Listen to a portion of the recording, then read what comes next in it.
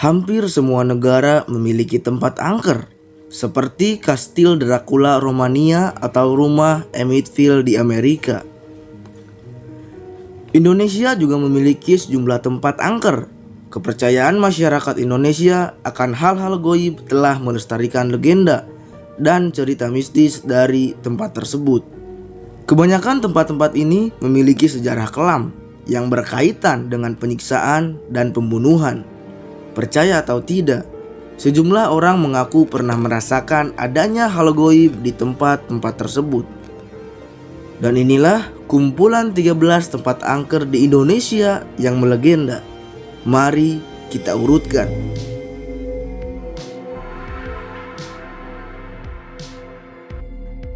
Lawang Sewu.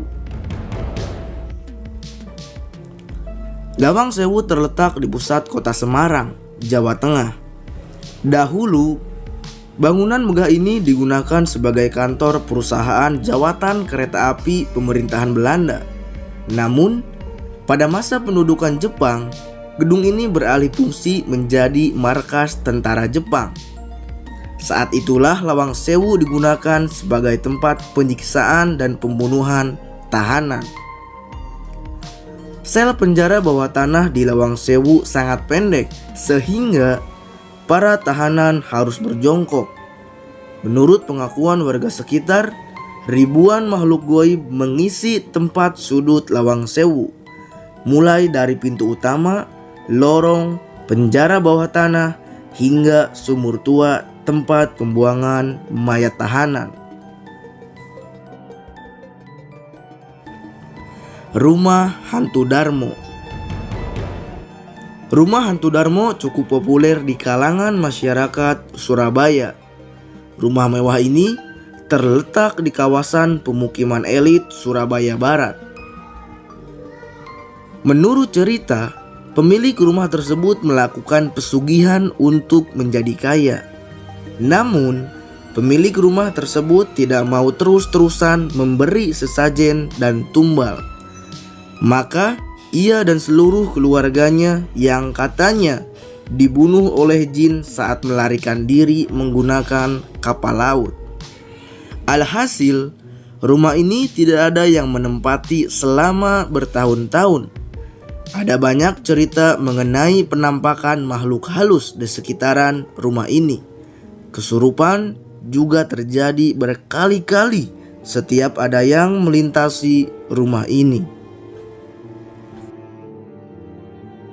Rumah Pondok Indah.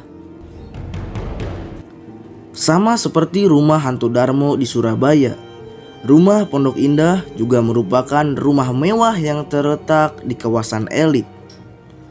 Pada tahun 1983, para penghuni rumah menjadi korban pembantaian sadis oleh sekelompok perampok, yang katanya kasusnya pun belum terungkap hingga sekarang.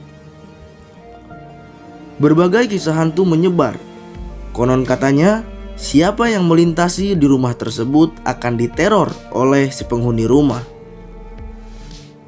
Ada satu kejadian yang cukup menggemparkan, yaitu menghilangnya seorang penjual nasi goreng keliling di depan rumah tersebut. Pelabuhan Ratu. Pelabuhan Ratu terkenal akan pantai selatannya yang indah dan legenda Nyi Roro Kidul. Menurut legenda, Nyi Roro Kidul adalah seorang wanita cantik yang menyeburkan dirinya ke laut dan menjadi penguasa lautan. Hingga saat ini, rata-rata korban yang tewas di telan ombak adalah berjenis kelamin laki-laki. Beredar kabar, korbannya adalah orang yang memakai pakaian berwarna hijau. Itu semua karena Ratu Pantai Selatan menyukai warna ini. Tidak sampai di situ saja. Ada satu kamar di Hotel Samudra Beach nomor 308 yang disediakan khusus untuk sang ratu. Kamarnya pun didesain apik, didominasi oleh warna hijau emas. Kemenyan dan wewangian yang disajikan di depan lukisan sang ratu. Konon, kamar ini digunakan sebagai tempat semedi tak terkecuali Presiden Soekarno.